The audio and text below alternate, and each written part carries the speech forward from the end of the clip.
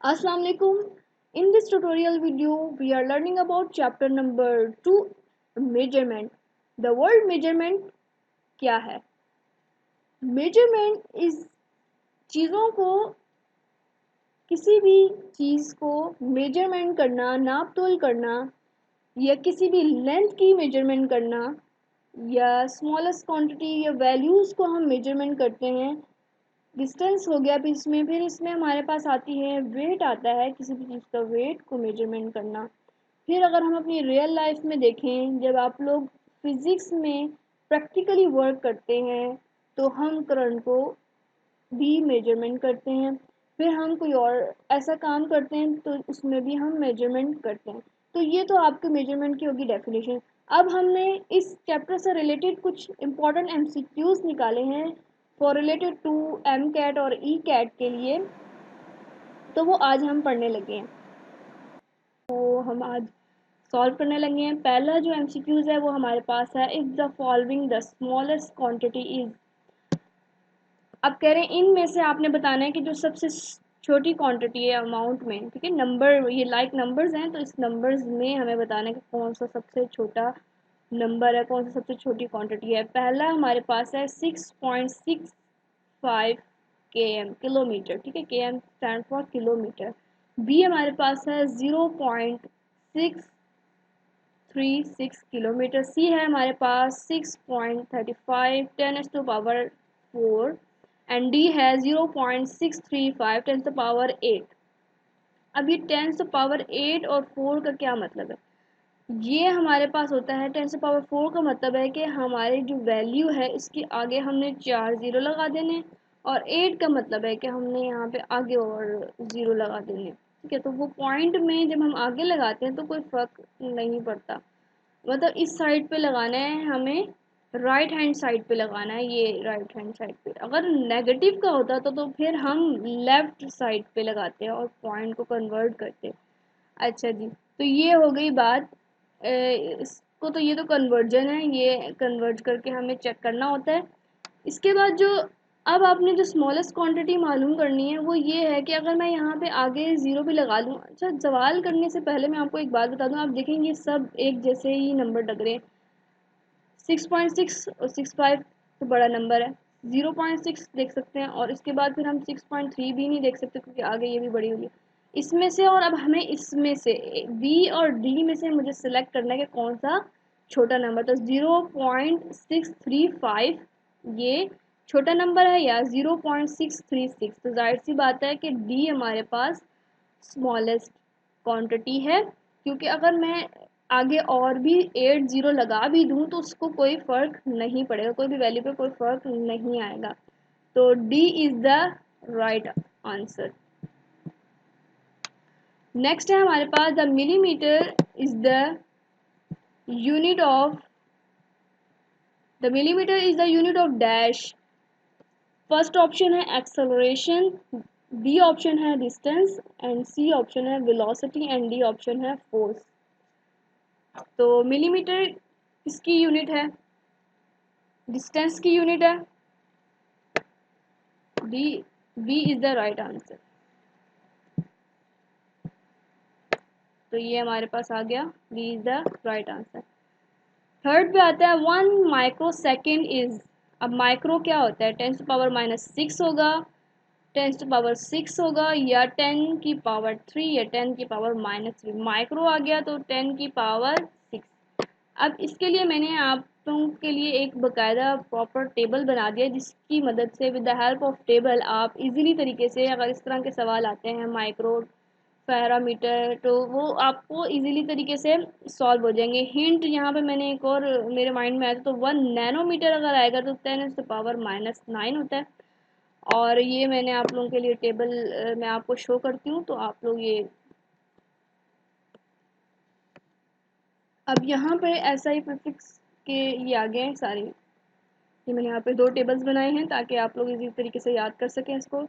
ये है deci, deci मतलब 10⁻⁻1, सेंटी मतलब 10⁻⁻2, मिली 10⁻⁻3, माइक्रो 10⁻⁻6, नैनो 10⁻⁻9, डी को या पी को आएगा तो 10 की पावर -12, फेमटो 10 की पावर -15 और ऑर्थो आएगा 10 की पावर -18। इसी तरह से एक और टेबल है जिसमें हमारे पास 10 की पावर जो है वो पॉजिटिव में आती है, तो वो क्या होता है, अब डी का, ठीक है, यहाँ पे डी का आएगा तो 10 की पावर पॉजिटिव की 1 होगी। यहाँ पे ये चीज़ और ये दोनों जो है वो आपको देख कर सही तरीके से, जब भी आप सवाल करने लगे तो पूरा सवाल पहले सही तरीके से पढ़ लें। डी का है तो देखिए इतना जो है वो बिल्कुल सिमिलर वर्ड्स हैं, थोड़ा सा चेंज है कि यहाँ पे ए आ गया और यहाँ पे पॉजिटिव का 1 आ जाएगा, यहाँ पे डी सी आएगा तो D E C I D आएगा, तो यहाँ पे पॉजिटिव की जगह माइनस का 1 आएगा, ठीक है। अब यहाँ पे सेंट आएगा तो 10 की पावर 2 और यूलो यूलो आएगा 10 की पावर 3। इसी इसी तरह से वेगा 10 की पावर 6, गीगा 10 की पावर 9, टेरा 10 की पावर 12 और पीटा 10 की पावर 15 और एक्सा 10 की power. Which one of the following the largest quantity is, इसमें से सबसे कौन सी बड़ी क्वांटिटी है, लार्जर क्वांटिटी कौन सी होगी, 0.45, बी है 47 10 से पावर -4, -4 है मीन्स के आगे आगे जो है वो 4 जीरो लगेंगे, ठीक है, 0.0030 और फिर 447 और सी में आएगा 4.7 10 की पावर -4, इट मीन्स के 0.0 और ये हम ज़ीरो कन्वर्ट करेंगे तो इसका मतलब है कि ज़ीरो आगे 2 ज़ीरो लगेंगे और इसी तरह से ये 0.50 के बाद 47 10 की पावर 4 का मतलब है कि इधर भी आगे यहाँ पे ज़ीरो लगेंगे राइट हैंड साइड पे। तो इसमें से लार्जर क्वांटिटी है वो हमें पता है कि 0.47 बनी, तो यहाँ पे the right answer is fifth में हमारे पास है light year is the unit of dash distance, B option है वेलोसिटी, सी ऑप्शन है टाइम, डी ऑप्शन है मोमेंटम। तो राइट आंसर है हमारे पास यहाँ पर डिस्टेंस जो है वो लाइट ईयर होती है यूनिट, लाइट ईयर की जो यूनिट है वो हमारे पास यहाँ पर डिस्टेंस होती है, तो राइट आंसर इज डी। अब हमारे पास 6 में आता है 65 millimetre is the equivalent of approximately dash, A option है 1.5 इंचज होगा या बी ऑप्शन है 2.6 इंचज होगा या सी ऑप्शन है 5.5 inches and D option is 10.5 inches. अब मिलीमीटर से हमें जाना है इंचज में क्योंकि आंसर जो है वो सारे हमें दिए हुए हैं, जो हमें हमारे पास जो ऑप्शंस हैं वो सारे हमें दिए हुए हैं इंचज में, तो इट मीन्स कि मुझे मिलीमीटर से इंचज में जाना है। तो अब मुझे मिलीमीटर से इंचज में जाने के लिए मुझे ये पता करना है कि 1 इंच किसके बराबर होता है। तो मुझे ये पता है कि 1 इंचज जो है वो 25.4 मिलीमीटर के बराबर होता है, तो ये आपको याद करना पड़ेगा, ये मैंने हिंट दे दिया है यहाँ पर आपको, जिसकी वजह से आप लोग इसी तरीके से समझ सकते हैं। अब नेक्स्ट में आ जाएं। अब मुझे ये पता चल गया कि 1 इंचज इसके बराबर होता है, तो मैं सबसे पहले 1 मिलीमीटर मालूम करूँगी क्योंकि मुझे 65 मिलीमीटर चाहिए ना। तो अब कन्वर्ट करने के लिए मैंने क्या किया कि 1 को डिवाइड किया 25.4 इंचज से इज इक्वल टू 1 मिलीमीटर। अब 1 मिलीमीटर में कन्वर्ट हो गया, तो सिंस 1 मिलीमीटर जो है वो किसके बराबर आया, 0 पॉइंट, जब मैंने इसको सॉल्व किया 1 डिवाइड किया 25.4 को, तो ये हमारे पास 1 मिलीमीटर बना 0.039 के। तो अगेन अब मुझे चाहिए 65 मिलीमीटर, 1 मिलीमीटर तो नहीं चाहिए, 1 मिलीमीटर में मैंने कन्वर्ट कर लिया था, तो 1 मिलीमीटर से कन्वर्ट करने के लिए मैंने क्या किया कि 1 यहाँ पे भी मल्टीप्लाई करा 65 और यहाँ पर भी, मतलब left and right hand side both में मैंने मल्टीप्लाई करवा दिया 65, ठीक है, सिंपल कैलकुलेशन है। तो 65 को जब मैंने मल्टीप्लाई कराया तो यहाँ पे 65 ऑलरेडी हो गया 65 मिलीमीटर एंड यहाँ पे जब मैं करवाऊंगी तो मेरे पास बनेगा आंसर 2.559। ये आप डायरेक्ट कैलकुलेटर से साथ साथ मेरे कर सकते हैं, इसके बाद आप आंसर अपना मैच कर सकते हैं। यहाँ पे जो अप्रोक्सीमेटली जो बना जब मैंने इसको सॉल्व किया तो 2.6 बना। अब हमें आंसर मैच करना है कि आंसर क्या इसमें से आ रहा है या नहीं, तो ये आ रहा है हमारे पास 2.6 इंचज, तो ये हमारे पास बी जो है वो B is the right answer. Next में अब हम आते हैं, जल्दी जल्दी हम MCQ सॉल्व करेंगे। The unit of electric current in M K system is dash, A option है एम्पियर, सी ऑप्शन है जूल और डी ऑप्शन है वॉट। तो इसका जो राइट आंसर है वो हमारे पास है right answer is B, ampere. क्योंकि इलेक्ट्रिक करंट को अगर हम एम के सिस्टम में, और अच्छा मैं एक और बात बताती चलूँ, एम के सिस्टम और एस आई सिस्टम जो होता है वो सेम होता है एम्पियर में। मैं इससे भी रिलेटेड अभी मैंने आपको टेबल्स बताने हैं, तो इंशाल्लाह नेक्स्ट वीडियो में या फिर इसी वीडियो में मैं आपको एंड में बता दूंगी, या अगर इस वीडियो में नहीं हो सका तो फिर नेक्स्ट वीडियो में ज़रूर बताऊंगी। इसलिए आप वीडियो को एंड तक देखें और मेरे चैनल को सब्सक्राइब कर लीजिए ताकि हर नेक्स्ट आने वाली वीडियो आप लोग तक पहुँचती रहे। नाउ एट्थ में एमसीक्यूज में हमारे पास है the M K unit of Stefan Boltzmann constant is. Unit क्या है, एम के यूनिट क्या है स्टेफन बोल्ट्जमैन कांस्टेंट की? तो पहला ऑप्शन है वॉट मीटर -1 के की पावर -4 वॉल्ट एम की पावर -2 के की पावर 2 कैल कैल्विन वॉट और कैल्शियम कैल एम की पावर -2 और के की पावर -3। तो ये 3 है ऑप्शन में, इसमें से कोई एक सिलेक्ट करना है। तो स्टेफन बोल्ट्जमैन कांस्टेंट की जो एम के यूनिट सिस्टम है वो है हमारे पास ऑप्शन ए। ये हमारे पास आ गया option A is the right answer. अब 9 में आता है 1 फर्मी इज इक्वल टू 10 की पावर 3a 10 की पावर -5 10 की पावर 9 या 10 की पावर 5। तो यहाँ पे हमारे पास है 105। डी की में हमारे पास ऑप्शन है 105। तो यहाँ पे ऑप्शन बी जो है वो 1 फर्मी कहलाता है 10 की पावर 5। एंड द नेक्स्ट जो है वो 10th में अब हम आ जाते हैं डायरेक्ट।